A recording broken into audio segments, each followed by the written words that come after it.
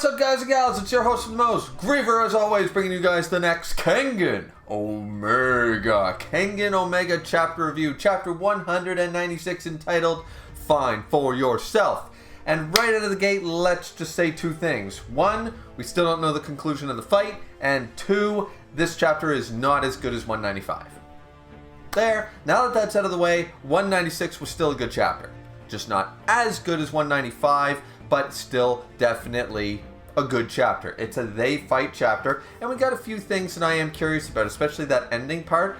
But before we actually get into the chapter itself, we'll talk about the chapter, because there's something that I noticed after the chapter was released and people talking about it, and I've been mentioning this in more than a few videos, and especially in 194 and 195 review, about the community as a whole, the difference between Asura and Omega, and we'll get to that. But suffice it to say, the power bomb doesn't have enough to actually take Okubo out because it's done from the knees. I really like that. The fight still continues. The power bomb did damage, but not enough to take out Okubo. And then the thing that I was worried about, because after that, Seki lifts himself up and then slam actually does a full power bomb. However, the triangle choke does do its job, and halfway through the move, which actually would be considered more dangerous in a regard, more dangerous, and we'll talk about that.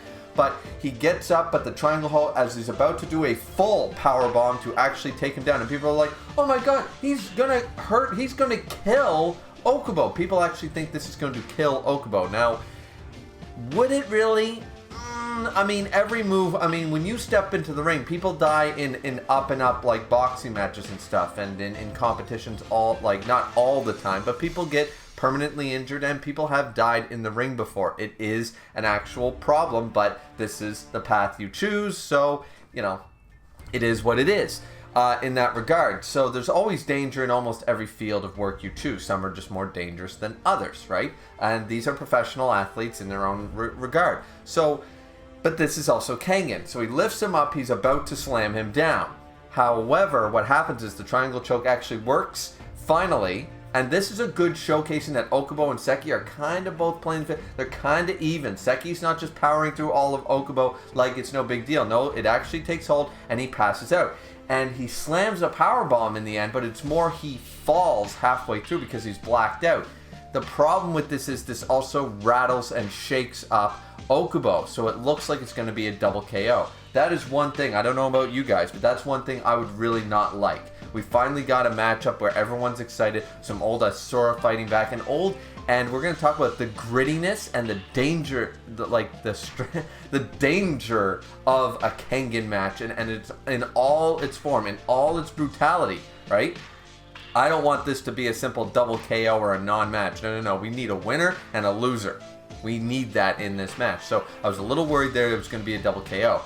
Now, the problem with this is, and as I said, was the danger, or not the problem, but the danger of him actually falling asleep. It would appear like, oh, okay, that's actually better. That's why Okubo wasn't actually fully knocked out or wasn't killed, But wait a minute. It's actually, if you talk to any professional wrestler, it's far more dangerous because that shit is usually scripted and stuff, of course, right? So people don't actually get permanently injured. If you say, I'm going to clothesline you up here by your chin and you go down to the shoulders, you could actually really injure someone. It is very important that you follow through with the move the way the move is intended. If it's done, and it's explained in this chapter, if it's done not on time, if it's done late, if it's done early, if it's not done to correct form, it's no different than working out. You go to the gym and, you're working out and stuff like that. Now, I'm not a big, weight sort of person. I don't believe in deadlifts. I think deadlifts is just asking for a broken back and stuff like that. But if you're to deadlift and you deadlift incorrectly, you can permanently damage your back. You could end up in a wheelchair if you didn't deadlift, if proper form was not included. And that's just deadlifts, that's everything, right? So here, the fact that he ended up passing out with the triangle choke around Seki's neck and he fell down on it, that might have done more damage than a proper followed through powerbomb done in proper form. Now we see that they're explaining that the reason was it was late. Okubo was ready for the fall, but it came too late because he expected the timing to be right, and it was off because the choke worked, and they're both sort of passed out for a little bit. They don't call the match, and they both end up waking up. Now, after this, of course, they go for it's grappling versus striking. Seki does his thing like he did in the first match up against Oma. It's like, keep hitting me, boy. I'm a wrestler. I'm a pro wrestler. Let's go. Right? So, he wants to do that stuff. He wants to absolutely follow through with that. And that's pretty cool. I forget what Okubo calls it. The hyper offensive defensive. And it's like, no, that's so stupid. That sounds so bad. He even says something that's like, Okubo's brain got a little bit rattled. He's always been a bit of the class clown, which in a good way. He's been a lot of fun. But funnily enough here, he actually says, like, what is this guy from mayor of Tough Guy Town? Wait, what the hell is Tough Guy Town? It's like, yeah, you got a couple of concussions, more than a couple of concussions in this round already, Okubo. You better sit down for a minute. You're getting a bit of a dizzy spell there. But anyways, after that, of course, they're still going to go forth. It's strikes versus hyper offense, and that's when finally Okubo decides, I'm going to do the golden 8 seconds or something like that. I forget exactly what it's called. I don't remember this being in the Agito match or the Terushi. But here's the thing. Remember, Okubo has probably improved himself. Everyone has improved. I'm not going to say, like as I said, I am doing an Asura read-through, so if the golden 8 seconds was mentioned before, I don't know what it is. I forget. My apologies. But if it's not an old thing, it might be a new thing. Okubo, because remember what he said to Kano, and a lot of people sleeping on that fight. I can't wait to reread that fight because he actually gave the Fang a run for his money. Okubo ain't weak. People clown on him because he's part of the Four Stooges, but he's still, even with Rahito's evolution, I would argue Okubo's still the top echelon of the Four Stooges. He's in there because of his character, not because of his strength. And the fact of the matter is that what has he improved, or not only this time skip between Asura and Omega since his since his loss up against Agito, but also how has he improved since then? It's almost 5 years since his loss to Agito. So how has he improved since? He could have improved. This might be his trump card. Cosmo has the Zone. Wakatsuki has Blast Core. Oma's got Demon's Bane. Everyone's got, there's Devil Lance. There's this, there's that, there's the other thing. Some people have finishing moves or ultimate trump cards. Maybe this is Okubo's. Let's just wait and see, right? So that's pretty much the chapter. And as I said, I already talked about the fact that the power bomb, it was actually sort of, in my mind, in a realistic setting, would be more dangerous, even in a Kengan match, even in a street fight match, would be more dangerous for a seasoned fighter. They even talk about Okubo being such a seasoned fighter. He predicted the timing. He did not predict Seki losing form halfway through the power bomb, and that delayed the timing, and so he fell wrong. Once again, wrestling is 90% of wrestling is falling correctly. That's the big thing. Taking hits and falling the right way. If you fall the wrong way, that's actually more brutal than taking even a punch to the face sometimes, right? So there is that aspect. The other thing I want to talk about is, as I said at the beginning of this review, I was reading the comment section when this chapter dropped, and people are forgetting one thing. People are forgetting the difference between Omega and Asura, and the reason that I really like this match, but people don't seem to get it yet, or some fans aren't getting it, is I actually saw people commenting that Okubo and Seki are going too far to hurt each other. Aren't these guys friends? Aren't these guys the good guys? I saw multiple, not just one person. One sticks out to me is someone said that the power bomb, when there was that shot, he's gonna kill Okubo, and Seki was gonna do a full-on power bomb on his feet. People were like, they actually are saying, this is way worse than the eye gouge. Why is he going so far and stuff? I saw multiple comments in the comment thread on Reddit especially of people saying this. Not just Discord, but especially Reddit. And I think this is a great wake-up chapter. Not only is this fight doing all of us longtime fans, well, I'm not the longest time fan, but I'm caught up and I really enjoy the series. It's doing us a favor for eye candy, of course. But also, I think it's reminding people that Omega has been soft It's been weak sauce as far as the brutality of matches have go. This is not MMA. This is not, pay-per-view television matches. These are underground, to the death, money, underworld, backstabbing, bullshit, killing each other matches. I'm almost at a loss for words here, which is, not the first for me, but getting close. The fact of the matter is people have tended to forget these are Kengan matches. Okubo and Seki are fighting the way Kengan fighters fight.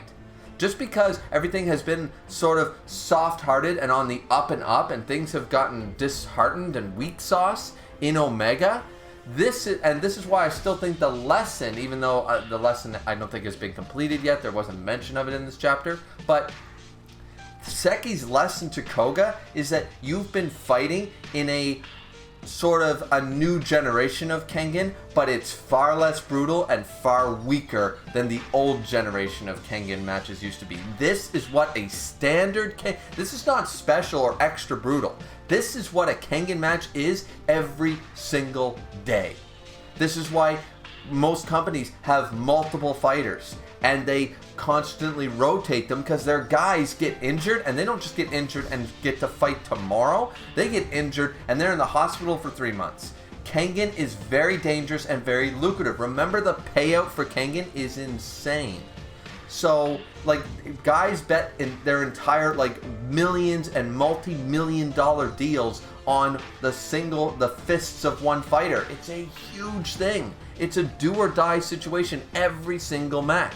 Not just the finals of the Kengan Annihilation Tournament. So, I do think the fan base, like the characters like Ryuki and Koga and the new characters introduced here in Omega, I feel like the fan base has almost become Koga about this. Like, they have forgotten that these guys are on the gray spectrum. They're not necessarily the whole, aren't they good guys and stuff? And yes, after this fight, regardless which way it goes, Okubo stomped on Seki's face. And Okubo tried to break, you could argue with the powerbomb, tried to break Okubo's back.